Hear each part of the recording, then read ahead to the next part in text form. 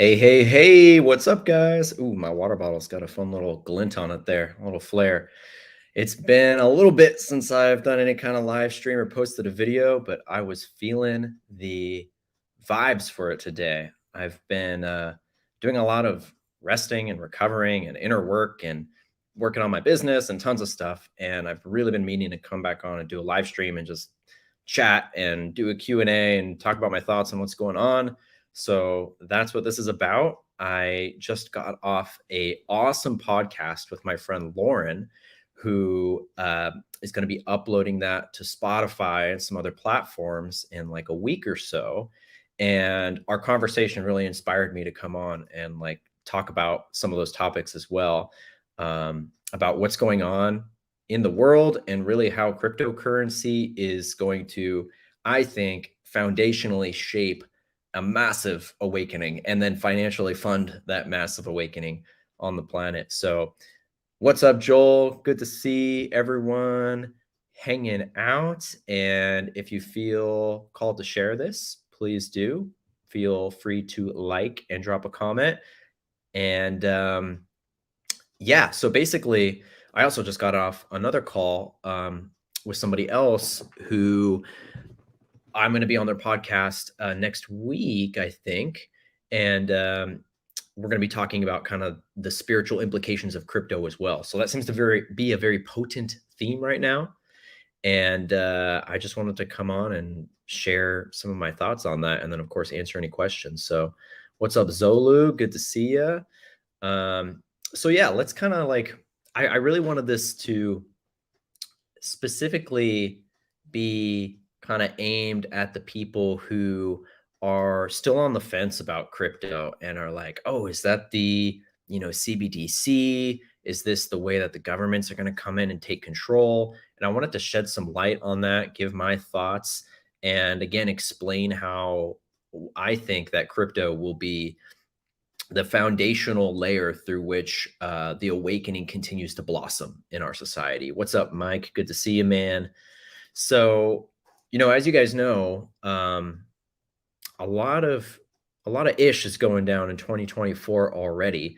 We of course had the e-files. I'm not going to say the name because it's not going to go well on this platform. Well, on YouTube. I'm also on X. That's fine, but the YouTube side of it, I have to be careful what I say. So the e-files, you all know what I mean.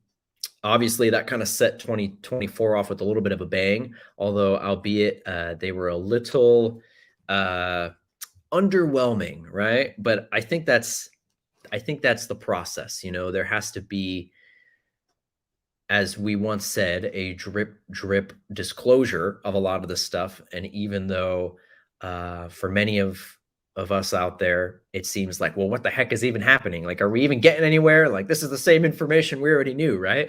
Well, I think what the e-files have served so far is to kind of cement in a lot of the things that were technically only theories before that. Of course, we knew what's really happening. It's very obvious for those that are paying attention, but for those that are still in the slumber, this kind of cemented that reality a little more for them. Actual testimony, actual documentation, more of the evidence for people that are solely evidence-based, that are learning to tune into their third eye and their inner knowing understanding of things. But we are getting there, right? Like I'm honestly so impressed and somewhat surprised at how quickly the awakening is taking place right now, and exponentially how fast it seems to be taking off.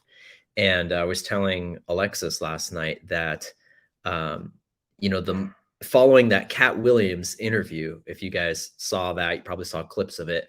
It made me realize that the most viral thing you could do right now is to be someone who was in or was ex-Hollywood, in that system, who is now out and exposing those lies and corruption. Like that seems to be hands down the most viral thing you could do. And all you have to do is look at Cat Williams' interview. Like, I'm sure a lot of people nowadays don't even know who Cat Williams is. I wasn't that familiar with him. I knew of him, but I didn't really watch his comedy or anything. But that video of him with Shannon Sharp is like, it's got like Mr. Beast level views. Like it's like over 50 or 60 million views now, which is legit like Mr. Beast level. So yeah, it just made me realize like legit the most viral thing you could do is to be a celebrity who is exposing the truth of what they saw or were involved in. And that's a really good sign, I think. I think that shows us a reflection of the collective consciousness of where we're at right now. Because, 5, 10 years ago, it definitely was not that would have gone viral. It would have been something way more mainstream and boring. So I think that's a really good sign. Both of these things are a good kick to 2024, kickoff for 2024. And then on top of that, of course, we have the crypto happenings and what's going on there, and the markets really starting to have a massive increase over the last few months. What's up, Lotus? Good to see you. She says, yes, the resting and inner work here too. Lots of resting. Good to see and hear you. Yeah, honestly, like I felt a little bad for not having made content in so long, but it really is because like it's, that rest is important. And when you rest and you do the inner work and you actually give yourself time, the creation is so much more effortless and in flow. And wow, my hands are like glowing. That's a trip. And so that's something that I've really had to work with, is like learning how to actually rest, because I'm a Gemini, and whether it's the Gemini energy or it's something else, I am like all into something or I'm not all in. And most of my life, I was not all in. Most of my life, I was I would say like barely getting by. I mean, I was like a 4.0 plus student in high school, not that great in college, less like more like 2, 3.0 something in college.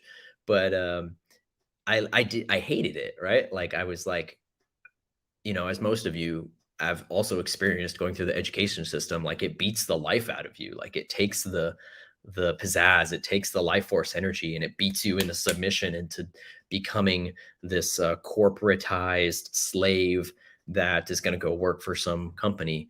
And for me, that awakening really hit in college when I was doing aerospace, and I was waking up to like all the real shit that was going on out there, all the black budget programs, the TR3Bs, the Project Auroras, the anti-gravitic technologies, the free energy technologies. Like some of you have probably heard this story, but like I had a professor who was literally showing us that stuff in conspiracy theory videos, and he was like the father of the F-22 fighter jet, Lockheed Martin Skunk Works, tenured guy who had managed all these black budget projects, and he had little models on his desk of every project that he had managed at Skunk Works, and a bunch of them were just black rocks because they were still classified from like the 1970s. And like the combination of all that, and then I remember watching like Dr. Stephen Greer's I forgot what it was called, Undisclosed, I think, the first big documentary he had that came out in like 2013 or something like that. That all tied together just catalyzed my awakening, combined with psychedelics and opening my third eye and like seeing the real truth of reality. That's what took me out of the education system. And thank God I didn't keep going down that path, because I'm so much more happy now. But I guess the reason I brought that up is because that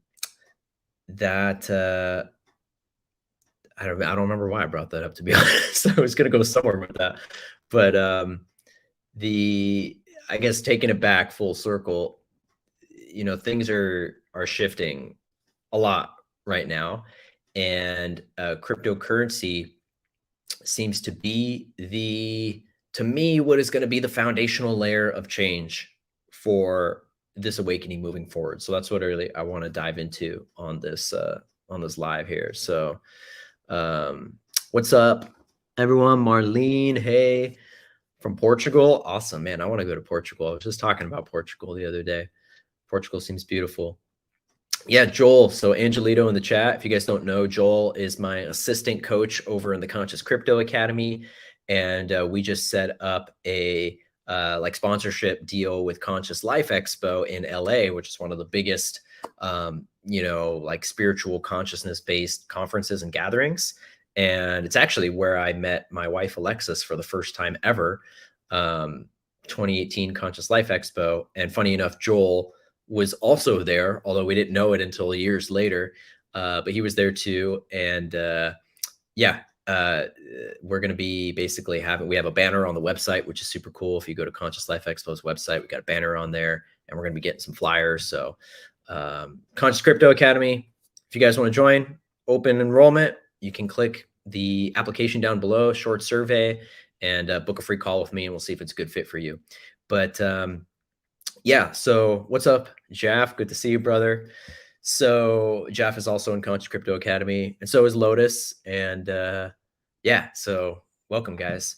So yeah, after getting off these calls last couple hours talking about the shifts, it just was really hitting me like how much crypto, how much that I don't think people realize, especially people who are in the spiritual community or the conscious awakening community, but not in the crypto community, how much they don't realize how much crypto is going to impact our co-creative abilities in a positive way. And what I mean by that is there's a massive transfer of wealth that is coming, that is happening right now, that many of you guys know about and are taking advantage of. But this massive transfer of wealth is what happened with the internet 20, 30 years ago, but now for energy, financial energy, and value. And wow, that's pretty cool that my hands are literally like glowing. That's pretty trippy. So, you know, the way that the internet transformed information, connection, communication in the early 2000s, 90s, that's now happening with value and energy exchange. And so what was once a, you know, let me phrase it this way. I think a healthy economy, and those of you in the academy have heard me say this before, but a healthy economy is like a Taurus field, right? Everything has a Taurus field to it, like our bodies do, the earth does. I think non-physical things have this energy as well, like the markets. And so to me, an economy is a healthy Taurus field. It should be. That's what it should be. And an economy is just the reflection of our physical energy. So money is just a reflection of our own self-worth and our own spiritual energy. Meaning, if you demonize money, you're just demonizing an aspect of yourself. And that's the programming that we've been indoctrinated into so hard for so long, that unless you came from a family who did investments, which I did not, unless you came from a trust fund, you know, family, or like were in the know, which some of you might have been, but the average person is not. And the average person grows up with the subconscious programming that money is evil, and that money is, in some cases, the root of all evil. And that is the crux of the dark agenda programming. I think that's one of the foundational aspects of it that then translates and ripples out, no pun intended, ripples out into feelings of unworthiness, right? Because if we demonize this energy, money, which is just an energy, right? It's just like any other kind of energy. It's just a representation of the way energy flows in our society. If we demonize that, we're literally demonizing an aspect of ourselves and our own souls. And that turns into unhealthy relationship patterns, both with ourself and the outside world. And this is something I've had to overcome. This is something I know many, if not all of you guys have had to overcome as well. This is, I think, one of the foundational aspects of the awakening for many people, is like changing their relationship to money, and then watching that ripple into other things like their health and their networking connections and their joys, and you know, being able to fund things in their life that bring them more happiness. And even though money does not create happiness, it does help perpetuate freedom within our society, right? So this is all what crypto is transforming and translating and changing. And I think that there is a let's see, Lotus says, how do you now benefit positive from the negative experiences back then and use it in crypto?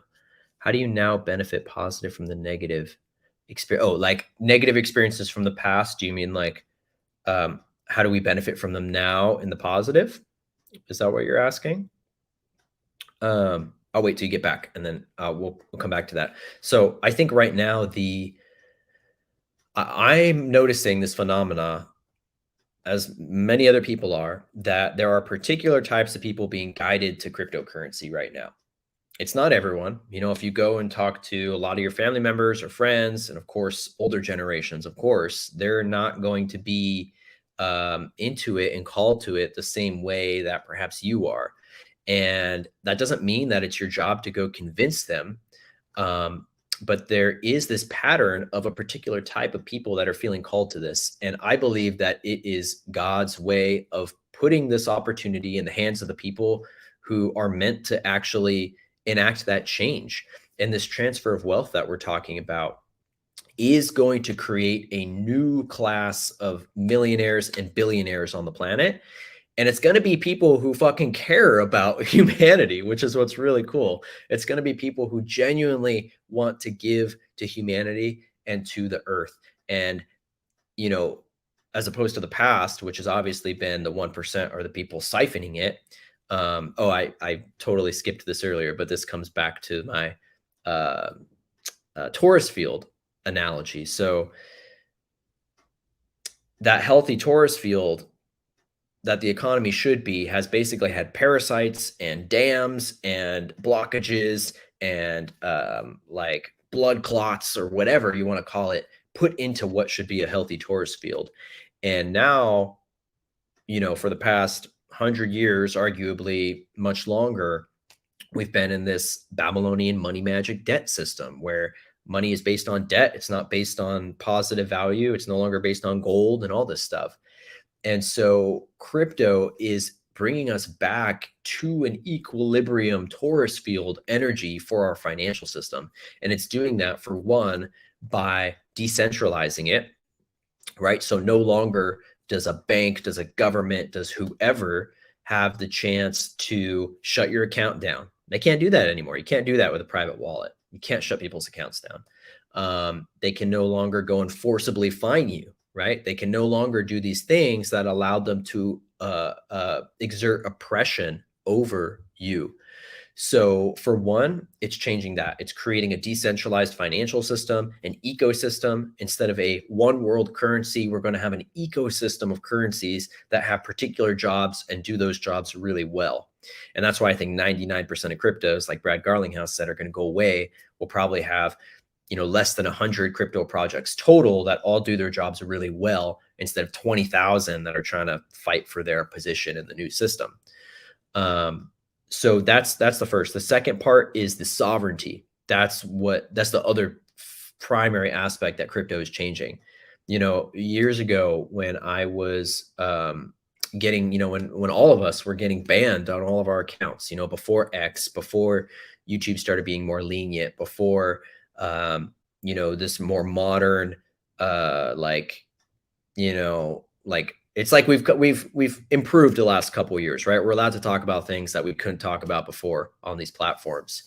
So back when that was happening, I was watching my accounts get banned. I was watching, of course, friends' accounts get banned. I was watching people's financial accounts get banned, right? Like, I'm sure you all know someone who had their, I'm not even going to say the names, but various, centralized financial platforms, Cash App, Venmo kind of stuff for donations banned. And then if that was your only form of income, if you're a donation-based YouTuber or whatever, then you're screwed, right? You have to go find some new company that's gonna, like, their terms and conditions are gonna align with you and all that BS.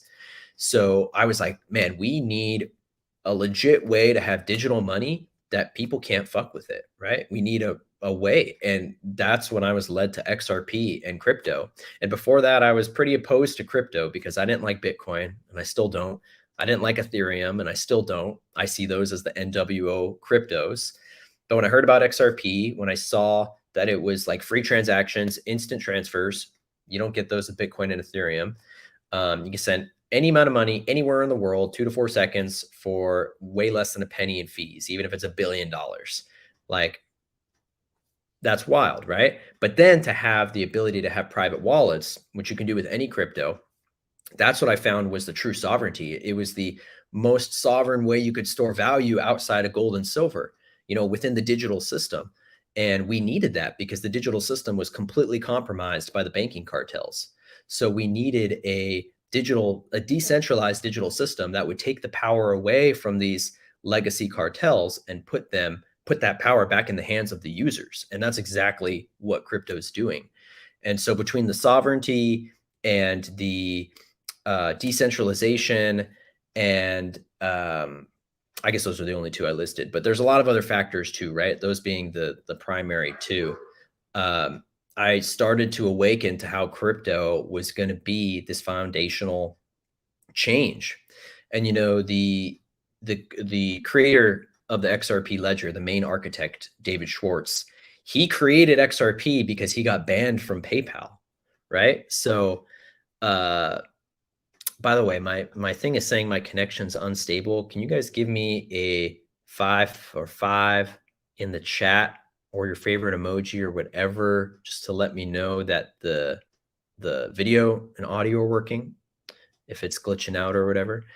So David Schwartz, he created, awesome. Thank you, Joel. He created the XRP ledger because he got banned from PayPal. And he was, I think they labeled him like a domestic terrorist or something. I don't know what he did, but thank you guys. Appreciate it. Thank you, Zolu. Thank you, Jeff. Awesome. Sweet, sweet. So, oh, Jima says it's going in and out a little on X. Okay. That might be because I'm streaming to X and YouTube. But good to know. Let me know if it totally glitches out or if you can't hear me. Oh, thank you, Claudette. I forgot I can show comments. There we go. Thanks. That's really nice.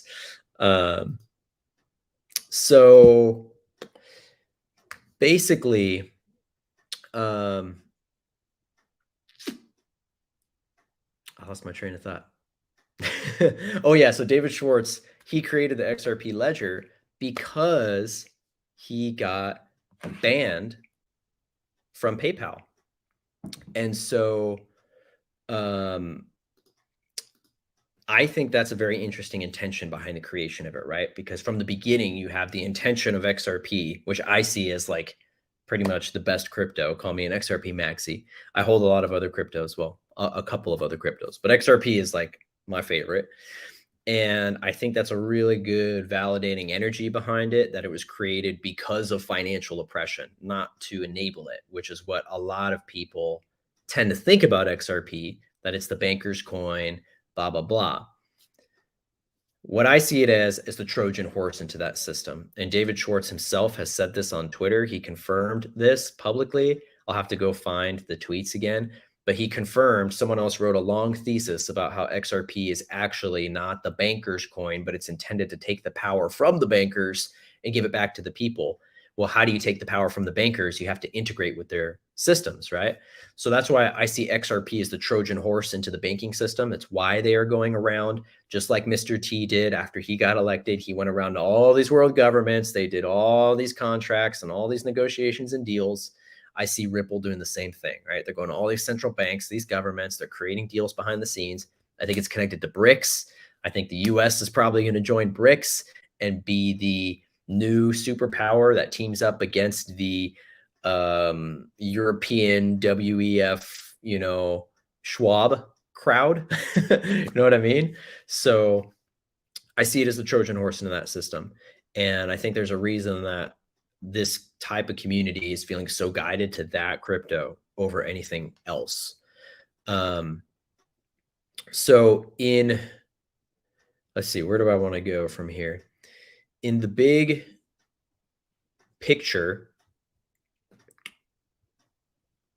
financial oppression is one of the greatest forms of oppression. It's like the foundational layer of oppression that other forms of oppression stack upon, right? And David Schwartz has said this too. So if you take away someone's freedom to use their money, they can't fund anything else in their life. They're not going to be able to use the Second Amendment if you're an American. They're not going to be able to get an Uber or pay for gas to go to a protest and use their free speech right? So like there's all of these these rights that rely upon the freedom of finance. But that's not something, as far as I know, that is clarified in the Constitution, as far as like thou shalt have I'm saying that like it's the commandments. Thou shalt have freedom to finance. But you know what I mean? Um, when they take that away, so much else just goes with that. So if we can get that back, that's going to change a lot. And a good example for this, if you guys aren't already familiar with this, is the Canadian truckers and that whole rally that happened. And how when the Canadian truckers were going across the country to protest the lockdowns at the Capitol, they got their bank shut down. They got all their third-party apps shut down. They even got their cryptocurrency exchanges shut down. And the only way that they could fund themselves remotely, so outside of in-person cash deals, we're talking remotely across the country, only way they could do it was with cryptocurrency. Everything else was messed with. So it's I think that was a really good case study for what crypto is here to do and how it's here to transform and liberate us on a financial, and then a level that'll ripple out from there. So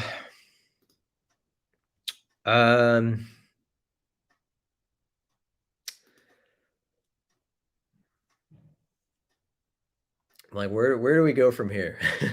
There's a lot of places. I think let's talk about like what the next couple years will look like in my opinion. Obviously, I don't have a crystal ball, but to me, it feels like we are right at that turnaround in terms of the market and the mass adoption and acceptance of crypto.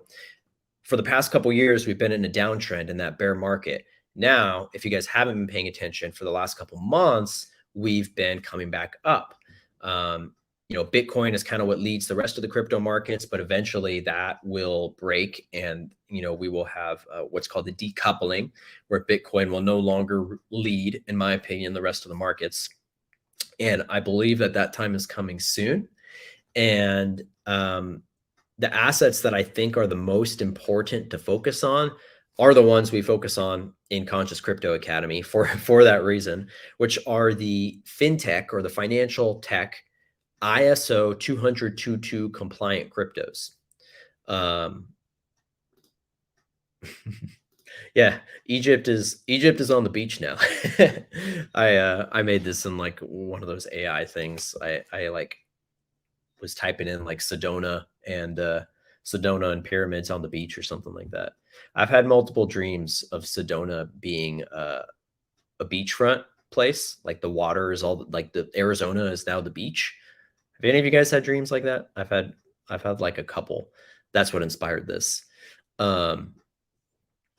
But yeah, so like, what we're focusing on in our academy is these fintech ISO 20022 compliant cryptos. And if you aren't familiar with that, ISO, that's the International Standards Organization. They create all the standards for the units and everything like that. And this is a financial messaging standard. So this is a new international financial standard that I believe cryptocurrencies are going to have to be compliant with in order to actually change the system from the inside out.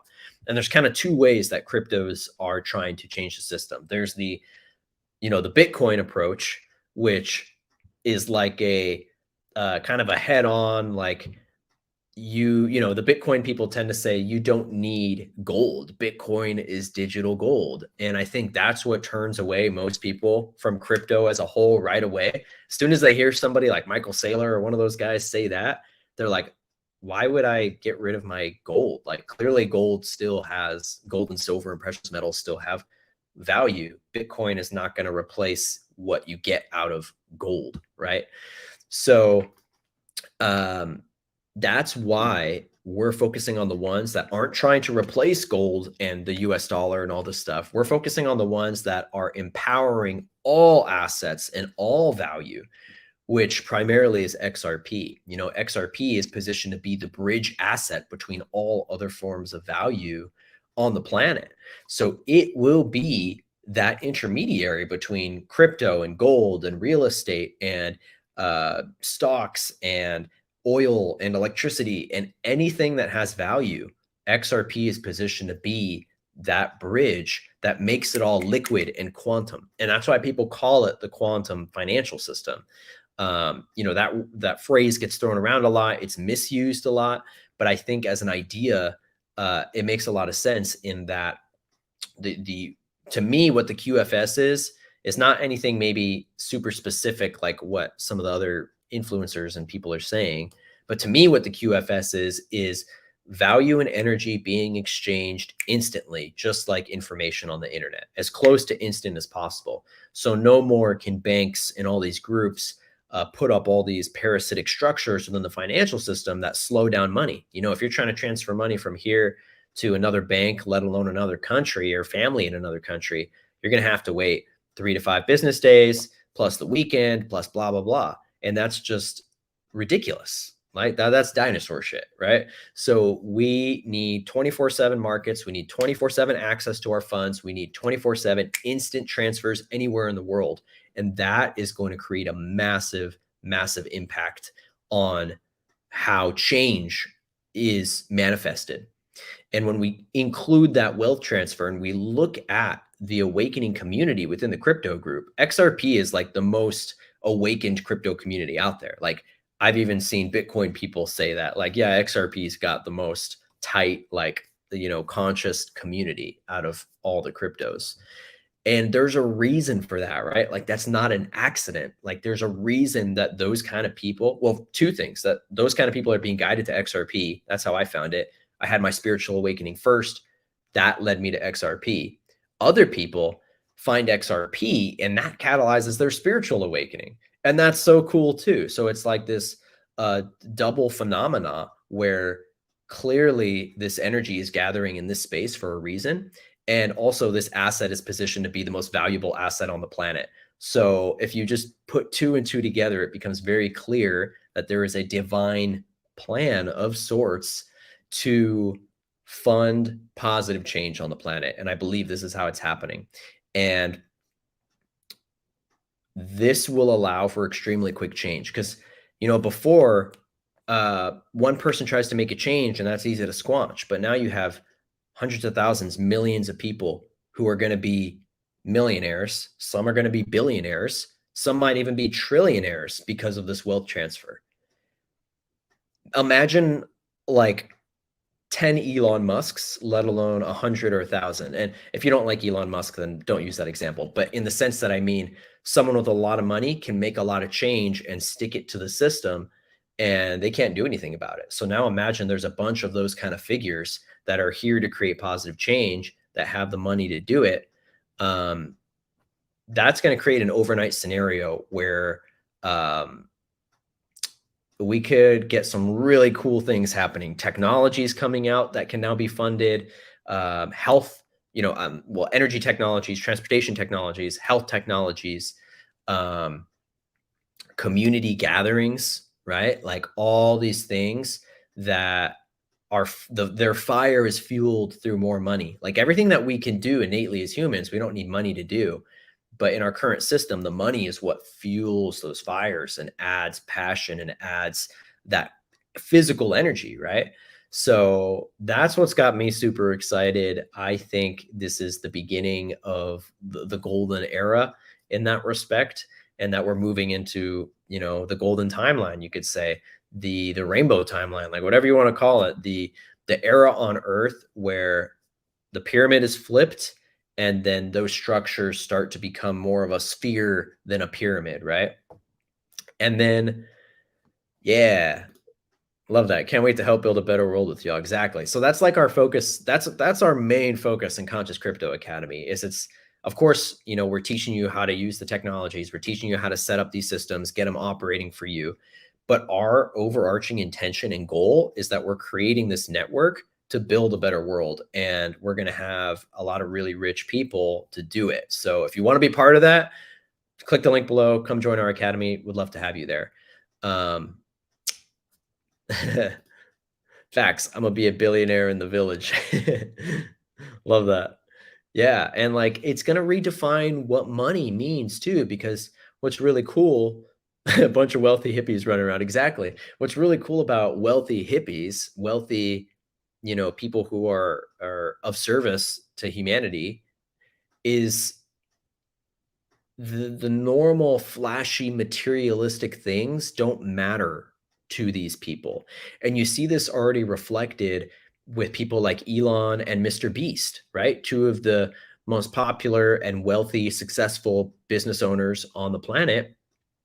They don't own things, right? And this is kind of where you can, and they own things. I'm not saying they don't own things, but they don't own crazy giant houses, or at least they don't publicize it. But if you listen to both of them talk, they talk about sleeping in empty rooms with nothing in it so that they can focus and their time is spent on the people and the systems around them, not on gassing up the materialistic things in their life. And that said, like, people, of course, were, going to be buying nice things for ourselves when the money comes in to like make our lives better.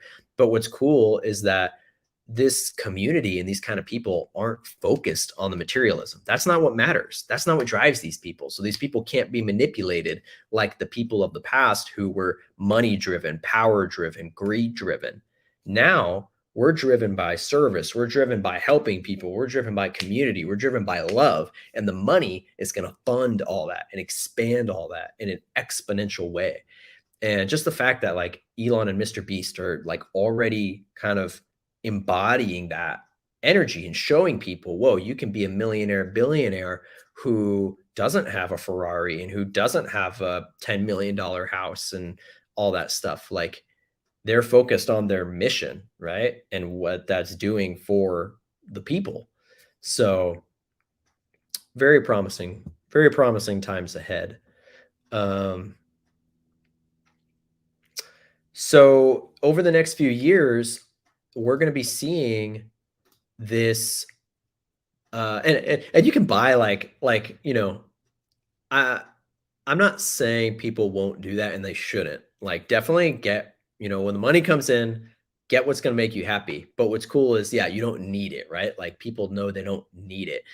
And I would bet that there's going to be more people than not buying Lambos than buying Lambos. You know what I mean?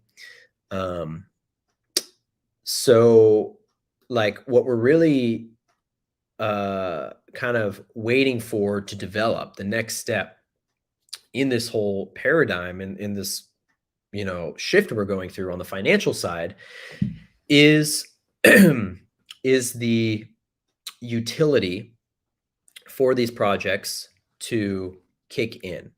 And so everything we're seeing in the market so far is what's known as a speculative move, a speculative bull run, speculative bear market, right? So that means it's based on people's speculation of what they think these assets are going to do. It's not based on it's not based on the actual utilization and demand for using these assets as a financial technology. That's what we're waiting for. That's what the regulations and everything are going to kickstart, is once things like XRP and these other projects have very clear, very easy on-ramp regulatory clarity for the institutions and the governments and the people are going to be buying these technologies in mass for the technology use itself, for the utility. And so, for example, XRP's utility is its ability to send any amount of money anywhere in the world in 2 to 4 seconds for extremely cheap fees, like less than a penny in most cases. That's its utility. Other networks like the Flare network, its utility is to connect other blockchains, right? Corium, it's connecting Cosmos and the XRPL. Sologenic, built on the XRP. Its utility is that it's bringing the traditional financial world over to the blockchain and to XRP specifically. So one of the cool things, if you guys don't know, Sologenic that we cover in the academy is going to be bringing all those traditional stuff onto the blockchain. So stocks, bonds, digital gold, silver, natural resources, anything you can imagine that has value will be tokenized on the blockchain, and you will be able to sovereignly own in the digital space. So gone will be the days where you have to go to a broker to buy stocks, and there's this huge wall of like needing to know how to invest and all that, like I was saying in the beginning, unless you're taught how to do this stuff as a kid and you grew up in those families, you're not going to know how to be an investor, if you're not taught it, unless you teach yourself growing up or whatever. But most people don't, right? So this is going to open that opportunity for all. It's going to make it so anyone can go buy stocks. So not only can they buy them, but now they can store them on a private wallet next to their XRP and their other cryptos. And then we're going to have cards. We're going to have sologenic cards that are coming out hopefully this year, which will allow you to spend those straight from your wallet, right? So we've had crypto cards that let you spend them from the exchanges like Coinbase and Uphold, crypto.com, but you have to keep your funds on the exchanges, which, as we know with the FTX scenario, is super sketch. So that's why one of the first things we teach you in the Conscious Crypto Academy is how to get your funds off of the exchanges and onto a private wallet right away. And now imagine having that sovereignty and that capability and security with any form of digital value instead of having to keep it with these third parties that if they don't like you or what you're saying or your message or your political affiliation or whatever, they can censor you and shut your account down and do whatever. So that's why this is such an integral part in the spiritual war going on right now. That's why it'll be a foundational layer for the change. And as that comes through, we're going to see other things start to shift. So like I was bringing up the black budget technologies, energy technologies, free energy, flying cars, flying RVs, flying cities, like the Vimanas and the Hindu texts, like this is all stuff that's been around for thousands of years. Like literally go to the ancient, Hindu texts, the Vedic texts. They talk about flying cities, the Vimanas, right? So this is nothing new. In recent times, it kind of resurged around World War II, and then it got, suppressed after that. But these technologies are kind of birthright technologies for humanity that have been suppressed. And crypto is going to be bringing them to the surface. It's going to fund the people who are going to be bringing these out. So I'm excited. Let me know if you guys have any particular questions about crypto or anything else. I did want to kind of open this up into a Q&A. So if you guys have any, like crypto related questions, XRP, non-crypto, like whatever, feel free to drop it in the chat. Stavati coin blown up. he's joking if you guys don't know, but Stavati is let's pull up their, oh, actually I can't share right now. I didn't set it up for the stream, but Stavati Aerospace is David Wilcox. Maybe it's not his, but it's the company he's working with and invested in that is bringing out these technologies. So like, it's already happening. And this is just going to add fuel to the fire to bring all that. But they should make a Stavati coin. Honestly, I'd invest in Stavati coin. Maybe I should go consult with their company and teach them how to make their own crypto on the XRPL. Again, if you guys want to join the Conscious Crypto Academy, the link's in the description. But yeah, and it's actually on X. I don't know if it's in the description, but on YouTube, it's in the description. What else? I'll take a drink.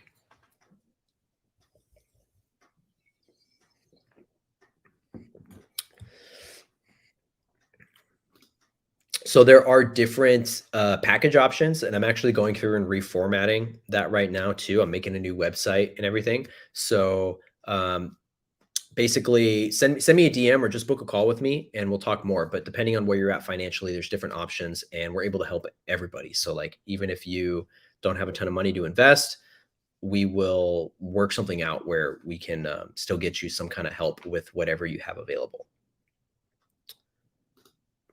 So let's see. Big picture. Oh, I remember. So something I wanted to talk about was, and I think I'll make a unique video about this someday. Yes, let's dive into that too. So real quick, before that, my opinions on, I wanted to share like in the big picture, especially for people that are very long-term, big picture minded. A lot of people are like, well, crypto, we don't need money, right? And people are like, well, why do we need crypto? We should just transition to a society where we don't have any money. My first response to that is, it's a step-by-step thing. So even though, yes, maybe eventually in our evolution, we will get to a place where we don't need money, the fact is that right now, we pretty much do need money for everything. It's the way that we symbolize our energy exchange and our value. So when people ask me like, well, do you think crypto is just a stepping stone to money going away in like the next whatever 100 years or something?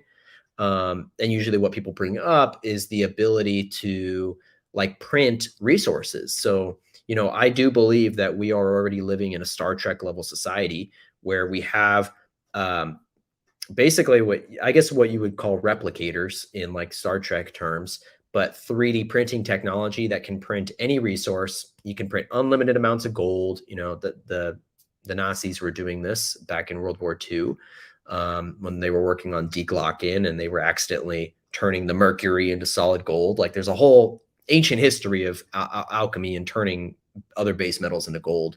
But I do believe we also have the fundamental printing technology to just print whatever the fuck we want. So whether that's gold or food or water or whatever, I don't think we're limited on resources. So most people go, okay, well, when we have no more resource scarcity, why do we need money, right? Like then we'll just like have everything. But that's honestly where I think crypto really begins to have its purpose. Once we have replication technology, you got to think what is still of value that we would have. And what comes to mind for me is time and energy. So even though we have hypothetically all of our physical resources taken care of, people are still going to be consulting. There will be therapists, there will be services that you can't print, human services. Um, when we help each other, and we're still going to have to put some kind of I mean, we don't have to, of course, this is our free will, but it makes sense to have a system of value and a unit of value to exchange. And so that's where I really see XRP making sense, especially once we have all of our physical resources taken care of, because then it's going to be the system through which we quantize our physical time and energy in terms of our service to other people. So I just wanted to share that because I think it kind of fills in that gap of like, why do we even need money for the people that are, kind of on that vibe of let's just go straight to, barter, or straight to just like some kind of more pure form of energy exchange, which, granted, millions of billions of years down the line, as we evolve and we expand in consciousness and turn into beings of light, totally. But as long as we're still in some kind of third dimensional monkey suit, to any kind of degree, most likely we're going to have to use some kind of arbitrary form of value to quantize those kind of energy exchanges. Okay, I'm going to come back to this, Joel. Love XRP. What do you think about XRP payback? Is that coming or just increase in time like Bitcoin did? Okay, so I think what you're referring to is like the buyback scenario. So for those that aren't familiar with this, there is a hypothetical, I want to emphasize that it's a hypothetical buyback scenario where people are proposing that some government body, in most cases, it would be the Federal Reserve or the Treasury, would do some kind of XRP buyback. And Valhill Capital was the one that got really famous for publicizing this and talking about it. So my opinion on that is that I don't have an opinion, to be honest. It's one of those things that if it does happen, cool. But if it doesn't happen, I'm not like, to me, it's not on my expectations. I'll say it that way. It's something that if it happens, it'll be an interesting contribution to what's going on. But at the same time, you got to think about if the federal government really does buy back all your XRP for some crazy amount, like $30,000 per token, how much is it really worth if they're going to buy it from you for that much? What are they going to sell it for, right? Like, why would they buy it unless they're going to sell it for a higher value or get some kind of use out of it that's more valuable to them? So to me, a buyback is almost a scary scenario because it implies a almost like a totalitarian or dictator type of situation. Because if like what they talk about a lot is the idea of a forced buyback, which reminds me of like the forced buyback with gold, where when they outlawed gold, then they did a Federal Reserve, pretty sure it was the Federal Reserve buyback, might have been the Treasury, but they did a forced buyback of gold, and gold was illegal. So you had to sell it back to the government. So even though $30,000 plus a coin in a buyback sounds great, I don't want to give personally, I don't want to give up my XRP for a failing US dollar and have it be a, twist my arm behind my back kind of exchange where they're going to force you to do it. That doesn't feel right to me. So I think a lot of people hear about the buyback and they're like, that's what I want to happen. That's the where the real value is at. And I'm kind of on the flip side that I'm like, that's kind of a bad sign to me. If it does happen, then, you know, we'll figure it out from there. But I'm of the opinion that the buyback totally aside, that the value of XRP is going to be insanely high and you're going to want to hold on to it and not sell it. And that's why I'm never selling my XRP. I know everyone talks about taking profits and doing all this stuff. I don't play that game because I feel this really deep intuition that all those people who are talking about selling, taking profits at $10, $100, whatever, they're going to be priced out fast because I do think there's going to be an overnight scenario where XRP has institutional adoption in a blink of an eye and billions, trillions, quadrillions of dollars come flowing in. And all of a sudden you go from wherever we're at now to wherever it's going to be. And there's no middle ground. And everyone who set up sell orders along the way, they're not getting that XRP back. That's my opinion. Not financial advice at all. That's just totally my opinion. It might not go that way. But that's why I'm of the opinion that it will increase in time slowly, just with normal market, stuff until the point where that utility institutional demand comes in, and then it's going to be game over. It's going to be 0 to 100 in the blink of an eye. And it's going to be funny because I truly think a lot of those influencers who are talking about like, you got to take profits and sell. And like, even though I do, I get that from a degree, like take profits 10% or whatever, but like the people who sell all their bags at $10, I don't think they're going to get that. They're not going to see that XRP again. That's just my opinion. So hopefully that makes sense. Awesome, Zolu. Looking forward to talking with you. Energy exchange will always exist. Exactly, right? Like, and as long as we have energy exchange, it makes sense. If we have any kind of physicality to us, it makes sense to kind of quantize it. And personally, I do believe this crypto blockchain technology, even though it's not going to be called crypto or XRP or Bitcoin or whatever in other planets, I do believe this is a technology much like the internet that pops up in civilizations who are technologically advancing. Not that every civilization technologically advances. I think a lot are also consciously expanding without the technology, which is another conversation. But for those that are expanding with tech, I think this is a natural thing that happens. And that's where we get into the theories that, this is not only an international, but an interplanetary and perhaps an intergalactic form of trade that's going to open up trading between us and other civilizations. And that goes hand in hand right now too, with like all the UFO disclosure and stuff happening. So I don't think it's any accident on a divine level that this is all coming forward at the same time, that we're learning about other forms of intelligence. We're learning that, not only are they coming here from wherever they're coming from, a lot of different places, but there's also beings that have been here for a long time with us, probably both good and bad, right? And so there's a lot that's coming out with all that. And on terms of trade and opening up trade, I think crypto is going to play a key role in opening up like Star Wars, Star Trek level kind of trade, which is already going on, right? Like as a lot of you know, that's already going on behind the scenes in these black budget programs, but this is gonna bring it to the surface, and then also um, bring it to the surface and cleanse it of all the horrible stuff that's going on, all the dark agenda stuff.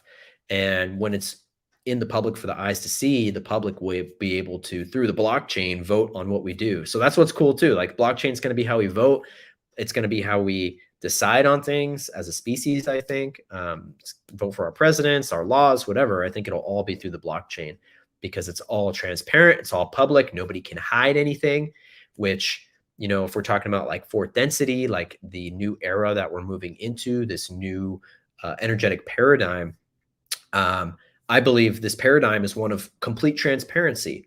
So there is a lot of fear with some people around blockchain and like, you know, having it be completely transparent where like, you know, if someone knows your wallet address, they can see everything, right? I was just listening to Mario Narwhal, I think his name is, the guy who's like the biggest Twitter space guy that runs all the Twitter spaces. And he's a big crypto guy. And he was saying the same thing. Like, he's like, most people are smart and they put all their cryptos in different places. So they can't all be, you know, tracked to the same thing. But he's like, at our hedge fund or whatever, our company, like we have it all in one wallet and we're honest. So we don't care. Like, we don't care if people see it and they can see everything. And while that does scare people with privacy concerns, the new paradigm is one of not privacy. Everything is public to everybody. And that's how we know where the bad stuff is happening, right? But the bad stuff isn't even able to vibrate in this new energies that we're moving into, which is why we're seeing it all exposed. We're seeing it come to the surface. We're seeing it cleansed out. We're seeing those people get sick and pass away from natural causes, and you know, things like cancer, which are manifestations of whatever it be for that person. Like, you know, like these people that have been manipulating us behind the scenes are slowly exiting this reality, right? And please don't get me wrong, I'm not saying anybody that has cancer or any kind of illness is that, because so many of us are dealing with this stuff, and it's not because we're evil, but it's because I think it's a reflection of what's going on in the world and us processing it. And that's why so many people now, so many good people are going through like health crises, right? And this is part of what I talked about in Lauren's podcast that'll be coming out next week too, is like how the health awakening and the crypto awakening are so hand in hand. And like for me, those are like the two main things I focus on now, is like my financial health, but not just that, my physical health. And that's behind the scenes why I haven't been making videos and stuff as much, because I've been so focused on like getting healthy and being, you know, in the best homeostasis place I can be, and taking the time that I need to like, you know, do my shadow work and heal, you know, various things and blah, blah, blah. And that's something I think everyone can relate to right now. So one of the things I shared with Lauren is like, and I remember talking with Zach Zen God about this years ago when we were doing a show together, one of our roundtables, that like him and I were saying that when we moved our Babylonian money magic USD into crypto, it's like all these other synchronicities and puzzle pieces started coming together. It's like the universe started collaborating in our favor more so than ever before when we were using the broken Babylonian money magic system. And there's, I mean, I believe legit truth to that. Like, at least anecdotally, you know, so many people I remember related to that, like, yeah, once they put their US dollars and their values into like XRP and other stuff, things just started manifesting on a level that was not happening before. And I believe it's literally because there is dark magic associated with these, you know, the all-seeing eye on our dollar and all this stuff, it being debt-based, it being funding all the things that it's funded. It's like literally holding your value and focusing on that, I think, was perpetuating the what is dysbiosis? I don't know if that's even a word, but there's a magic to that. And I do believe that XRP and crypto in general, but really XRP the most, is God's digital money. Like, I feel that really deeply, that it's God's digital money. And, you know, just like the neurons in the brain, it's like the nodes of the blockchain. No one neuron controls the whole brain. No one node controls the whole blockchain. And that's why it's such a threat to the existing system.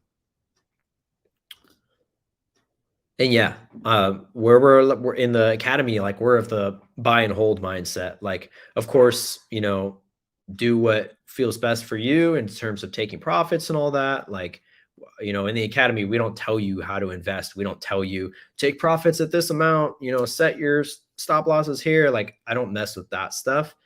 I'm of long-term hold, generate compounding interest over time and let it grow. Um, and I think that that tends to be the best strategy for most people. Some people can time the trades and the selling and sell high, buy low. Some people are really good at that. I'm not one of them.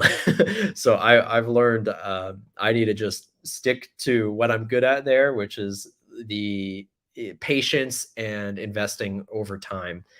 And so far, I mean, I've like I don't talk about this much, but I've legit turned my life around so much. Like many of you guys who've been following me for years, like you knew we were living in a van for like a year, right? Like by our choice, but we also were broke, right? Like it was like the only thing we could think of to do. We were basically homeless. We were homeless, living in a van with like so many times negative dollars in our bank account, credit cards maxed out, like rock bottom financially, right? And in just the past couple years, like I've turned my life and us together, like my wife and I, Alexis together, we've turned our life around so much to the point where we bought like one of our dream vehicles, not a crazy car, but like an FJ Cruiser is like one of the cars I've been looking at forever, and I was finally able to get one. Recently we bought an RV, used RV, so not anything crazy expensive, but like things that like years ago would have been nowhere near in our realm of possibility. We live in like a nice house now, rental. We haven't bought it, but a nice rental. Like so many aspects in terms of abundance have manifested over the last couple years, and it's all been since I started focusing on crypto and not on the traditional financial system. So that's what I want others to feel too. I want others to receive that magic. And in general, the new system is going to embody this magic at its core. So it's not that if you don't invest in crypto or you don't learn it now, it's not that you're going to suffer in the future or you're going to miss out or anything, but it's like the opportunity now is so potent that you can maximize the potential and the abundance that you have in the new system if you're brave enough to get into it now. And I say brave enough because it really is a leap of faith, right? Like it's scary to learn new things sometimes. It's scary to move your money into a different form of value. It's scary to go against everything you've been taught traditionally by your parents and the system and your teachers and your financial advisors and all this stuff. It's scary to go against that. But the best things in life are on the other side of fear and of risk. And it takes not only the awareness of those opportunities to be able to see them when others can't, but to also have the bravery and the courage to act upon it and to actually go and do the thing. And it's like the Fool card in tarot. I was talking about this on Lauren's podcast too. So sorry, Lauren, if you're watching this, you're like, this is everything we talked about. But like the Fool card in tarot is that energy to me. It's like to everyone else, you're going to look like a fool. Even to yourself, you're going to feel like a fool, putting yourself out there, going into areas of discomfort, getting out of your comfort zone. But that's where all the best things in life are on the other side of. Like, rarely does someone just get blessed randomly out of nowhere, like with the lottery, and actually it pans out. Like, most people that win the lottery, it ruins their life. And it's not because of the money, it's because they weren't prepared. They didn't have the mindset to handle that amount of money. And so they start going and buying everything, and then they're in debt. And then all of a sudden they have this lifestyle they can't keep up with financially anymore. So there's a difference between like, living kind of a matrix life and then getting the lottery and the mindset you come into that versus someone who is seeing the new paradigm, seeing the new potentials, and then having the bravery and the courage to act upon it and be kind of a leader in your relative sphere whether it's friends, family, whatever, but be the person who's like, I'm going to do this. I'm going to do this thing different. I'm not going to do it the way everyone else did it, because that's where all the best things in life are. That's where the opportunities are. And pretty much every successful, person out there financially, and also non-financially, success outside of finances still takes that courage and that bravery to nurture your relationships, to like do all the things that bring us value to our health, right? Like health being the most important form of wealth, right? Like it takes it takes courage, right? Like eating healthy from eating like crap, there's a jump, right? There's like from fast food to like eating what's good for you. Like there's fear you have to overcome. There's insecurities. There's all this stuff. So yeah, I want to encourage you guys to take risks in healthy ways, take calculated, intuitively guided risks, and trust and have faith in God that, if it's a risk that you feel God is backing you up. Don't do like a gambling risk. Like don't don't do something that like the devil's whispering in your ear and like blah blah blah. Make sure it's God that's pushing you. Make sure you have trust and faith in God and you're like, okay, I'm scared, God, but I know you've got my back. That's what I'm talking about. All right. Take bits of SHX. I didn't.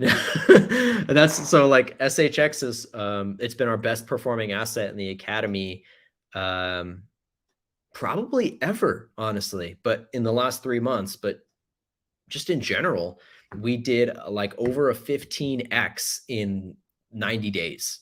So like you could just do the math. If you put in 2 grand when it was at the bottom a couple months ago, it would have been over 30 grand. If you put in 3 grand, like, do the math. So these are the kind of opportunities that are available right now. And, even though a lot of people would probably be like, bro, you should have taken profits on that. Like you could have bought. I know I'd probably fuck it up.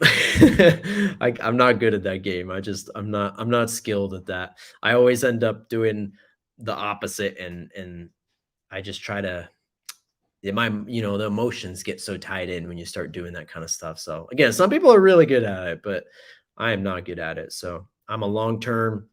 I'm keeping what I got for the long term, and my plan is to never sell. Right, like my plan is to hold, and I have the confidence that the cryptos that I hold, we're going to be able to spend directly as money, and that's like the solo card that I was telling you guys about. Like you'll be able to spend your crypto. You already can spend your crypto like that, but you'll be able to do it from your private wallet now instead of an exchange. So and that's doing like a transaction where it's a Visa card or a MasterCard, and it transfers it into USD, and then the receiving merchant gets USD even though you're spending crypto.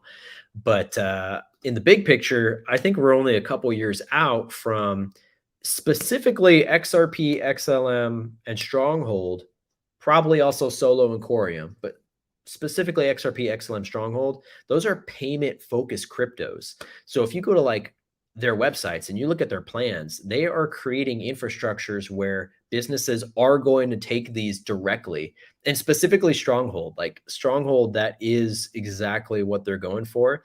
And one of the reasons I'm so bullish on them is that they have this whole thing set up, and they have these massive partnerships, both publicly and ones behind the scenes that they're under NDA that they can't talk about, where I think in the near future, you're going to be able to go to like big, retail stores and spend your Stronghold directly. And they have rewards programs set up. So it's going to be a thing where you spend in Stronghold, you get rewarded in Stronghold, you're going to be able to stake it for passive income. It's going to be crazy. So I'm excited for that. Ronnie says, in your opinion, when do you think XRP price will blow? I reckon we'll have to wait for another 3 to 5 years. Yeah, like it's such a, that's like the one question everyone wants to know, right? Like when is it going to happen? I would, for me, I feel like it could be any time between now and the next 5 years. Something about this year in 2025 feel really potent. Like I don't think anything's written. Oh wow, right when I was going to say, I was about to say, I don't think anything's ever written completely into the fabric of the universe. And when I looked up on the live stream, we were at 1 hour, 11 minutes, 11 seconds. So that's a good sign. But yeah, what I mean by that is like everything's in flux. Everything is potentials. I don't think anything is ever predetermined 100%.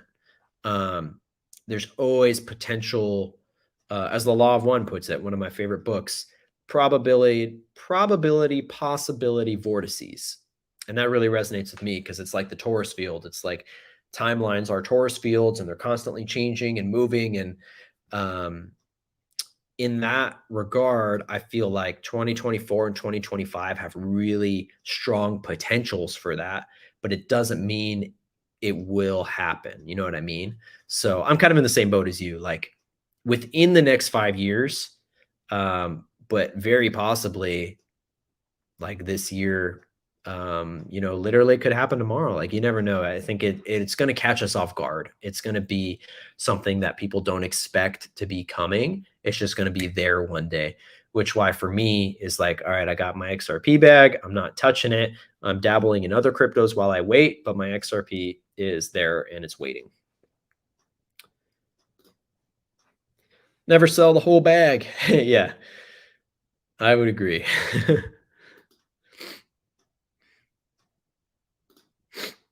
Pepe is my profit bag, holding 90% plus of my ISO bags. Nice, nice. You got in on Pepe. Congratulations. That was a good one if you got in on that early.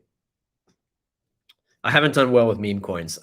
I wish I got Pepe before it blew up, but I didn't grab it in time. I tried other meme coins and they never pan out for me. But that's like my lesson with all this is like not to engage any of those like gambling kind of tendencies. That's been my personal lesson.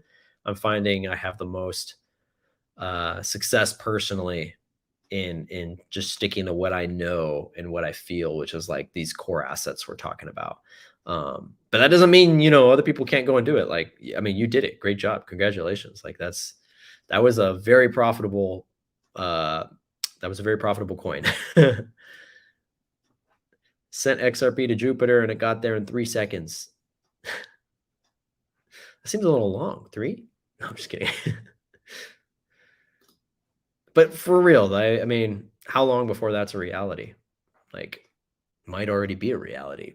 We know there's XRP nodes in nuclear bunkers underground, and I'm pretty certain that they're on satellites, like Starlink satellites right now.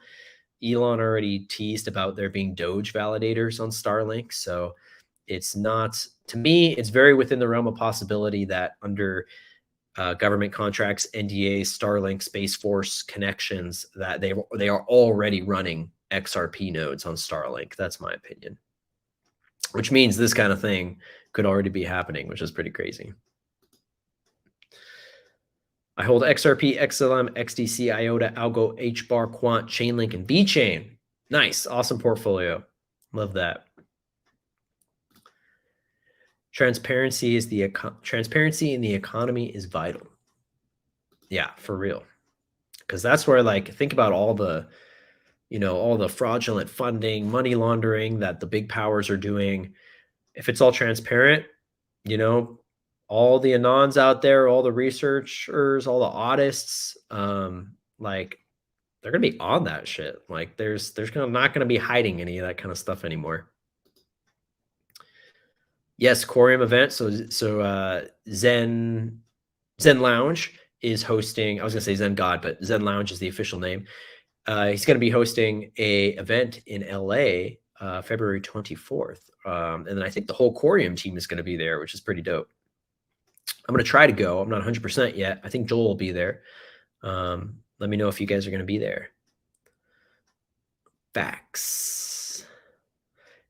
Take profits after Uphold lists it. I have a hunch it'll be within the next month. I do feel Uphold is going to list it. And you never know, I might end up taking a little profits on it. Not into US dollars, but maybe rolling over into some other coins. I'm going to take that in the moment, see how it goes. But yeah, I agree. I think you've probably been following as well, like the stuff going on on X about Like everyone's been tagging Uphold and like, hey, when are you going to list Stronghold? Come on, come on. And they keep posting all these like ambiguous gifts that are very vague, but it feels like that they are working on listing it. My opinion is that there are some bigger things going on behind the scenes with SHX and these partnerships. And it seems like that they were actually doing kind of a reverse marketing, meaning it felt like in 2021 when we were well, when me and Zach and a bunch of other people were talking about Stronghold a lot, it felt like they dialed back their marketing and their public, um, I don't know what you call it, like PR. Um, and the only reason I would think why they would do that is if they had very important partnerships that were not that they were not ready for that push yet. They were not ready for that liquidity. Things were still being built. So like they got delisted from Qcoin. I remember Uphold never listed them, years ago. So I wonder if Uphold is under a similar kind of NDA or contract that they know they're gonna list it, but they can't announce it, or they can't even say if they're going to, because maybe they're under some kind of NDA. But it does feel close. It does feel imminent, especially now that Stronghold has been doing a lot more marketing on their YouTube. For a while, I had more subscribers on YouTube than Stronghold, which is funny. I thought that was hilarious for a couple of years, and now they're finally starting to get more traction, and they're doing a lot more public outreach and stuff. So I think that's a good sign. From all my research, the best window I can give for the next major price eruption for XRP is, and I'm not saying this, I'm reading this. This is not financial advice. But Joel thinks it's Q4 of this year or Q2 of next year. Very possible. And what he's, I think, basing that on is the Bitcoin halving and how that's going to play out. So the Bitcoin halving is traditionally what has been guiding the markets in these 4-year cycles. They happen every election year, funny enough, probably on purpose. And that halving is supposed to be occurring sometime around March or April is what it looks like. It's in flux, so there's no specific date. But the halving is when the Bitcoin miners start making half the amount of Bitcoin per mining operation than they would normally make. So the market forces somehow then end up basically making it more valuable per token because they're getting less of it every time. So now it's more valuable. I think that's how it works. But generally after the halving, what we've seen historically is big pumps in the market for like a year or two. So that's why it's been interesting that we've been pumping leading up to the halving. And I will say the Bitcoin community in particular is very divided right now on X, Twitter, about where they think Bitcoin is going to go. There's I would say more of a unanimous feeling behind the ISO coins like XRP and these others that these are going to be pumping, especially as utility comes in more and more, and especially with like the Bitcoin ETF kind of paving the way for an XRP ETF. But we did see what happened to the Bitcoin ETF. It didn't do anything, but it sent the price down, ironically, which was probably in part due to the SEC's premature announcement slash compromising of their account, where they said someone came in and gave the false announcement, which was actually just a day early, and it caused this whole dump on the market and felt like a bunch of manipulation nonsense. But overall, the sentiment for the ISO XRP related coins is very bullish. Whereas with Bitcoin, people are very divided. Half the people are like, yeah, we're going all new all-time highs. And the other half are like, we're clearly going down to like 30K, 20K, 10K. So I've never seen it so divided. But in either situation, I think it's good for the altcoins like the XRP and these other ones, because the alt market bull run usually comes in after the Bitcoin one, when people are selling Bitcoin, taking profits into these altcoins, and those start pumping, right? So if Bitcoin does go up, everything should kind of get pulled with it. That's what's historically happened. If Bitcoin goes down, then it could be a good sign that those profits will start going into the altcoins. So either way, I'm feeling really good about our portfolios right now. The ones that we're focusing on in the academy, at least. And I want to say too, I haven't really like mentioned this before, but I'm kind of looking for people that are interested in doing more one-on-one consulting. It would be like something that's more expensive and more of an investment than my Conscious Crypto Academy program. But if you're someone out there who, whatever situation you're in, if you're looking for more like one-on-one, like me personally walk you through it versus being in the academy and doing our group coaching calls, just hit me up, because I'm putting that intention out into the universe to connect with those kind of clients and investors. So if that resonates with you, then you can fill out the same app, honestly, in the description down below, and just let me know that you're interested in like a private mentorship sort of package. So if that aligns with you, let me know. And otherwise, we still have the academy going for people coming in, and we do weekly group calls. We have course material that you go through, technical tutorials that walk you through everything we're talking about, setting up all these accounts. Obviously we're not financial advisors. We're not managing money for people. We're not doing any of that. It's technical coaching. So it's for people that are like already feeling the call to crypto. I'm not trying to convince you to get into crypto. It's for the people that are like, I need to get into crypto and I don't know what to do. I feel lost. I feel overwhelmed. I need a guide.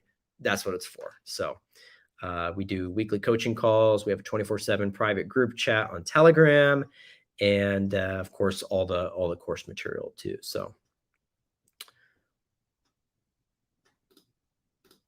24/7 private chat room. Yeah. So, well, we're at like an hour, 20 minutes, man. Time flies by. So I think I'm going to start wrapping it up. My voice is starting to get a little raspy because I've been talking for hours on calls before this live stream too.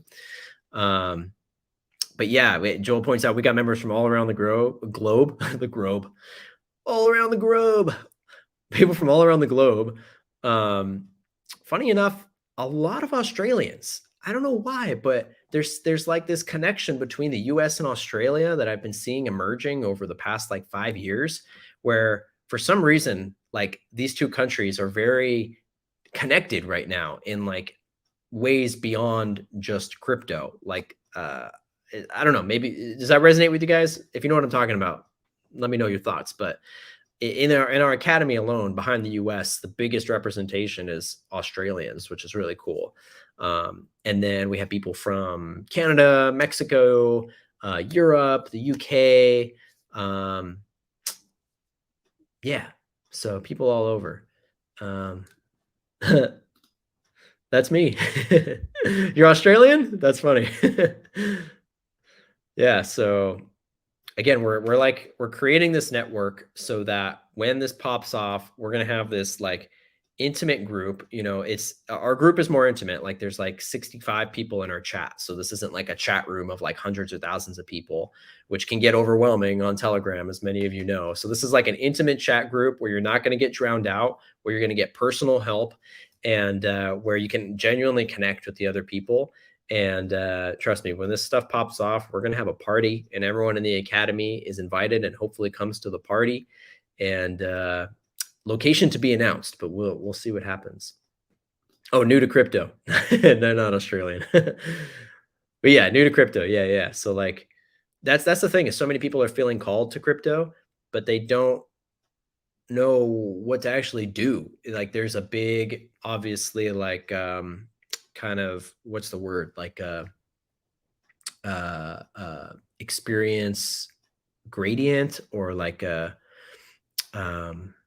I'm blanking on the word, but like, there's a lot you have to learn when you come into it as a total beginner. And if you're approaching that without any kind of guidance, from a technology standpoint, it can tend to be overwhelming, especially if you are already not too keen on technology. And that's one of the things I've gotten as feedback from a lot of my students, is that I'm able to break down the information really easily, especially to people who do struggle with technology. So I've legit had people come in the program who like barely know how to use their computers and their web browsers or their PayPals or whatever. And they're like, "Are you sure? Like, I'm nervous because I can't even like do this stuff." And I'm like, "Don't worry. Like, I've been able to help people who who barely know how to use their computers." So yeah, learning curve. Thank you, Joel. That's what I was trying to think of. Learning curve. So if you're in that position, if you're watching this and you're like, you know, I struggle with technology, I'm not sure if I can even manage it, I know I can help. We're focused on making the technology easy, breaking it down into bite-sized chunks and steps. And it really is the kind of thing where once you learn it, it's so much more intuitive, at least to me. And I feel like to the other students, that have talked to me about this, that it's more intuitive than the old financial system. So once you get it going, it's like riding a bike or like, learning to swim, where at first you're like, how am I ever going to do this? This is hard. And then once you get it and it clicks, then you're turning around and teaching other people. And that's my goal, that, the students that come in can turn around and help other students and teach their families and teach their friends. And we can like create this ripple effect. So that's what we're all about. All right, guys. Well, much love. It's been great hanging out. I'm going to try to do some more shorter form videos this week on some different topics. So if you have any suggested topics you want me to talk about, crypto or otherwise, leave them in a comment down below, not in the live chat because that's going to go away, but put them in a comment, and we'll see if I can, touch on that stuff in some of the upcoming videos, because I want to know what you guys are like, what would be of most service to you guys right now that I can help you with. So much love, everyone. Thanks for hanging out. We're going to play the outro, and I'll see you guys next time. Take care.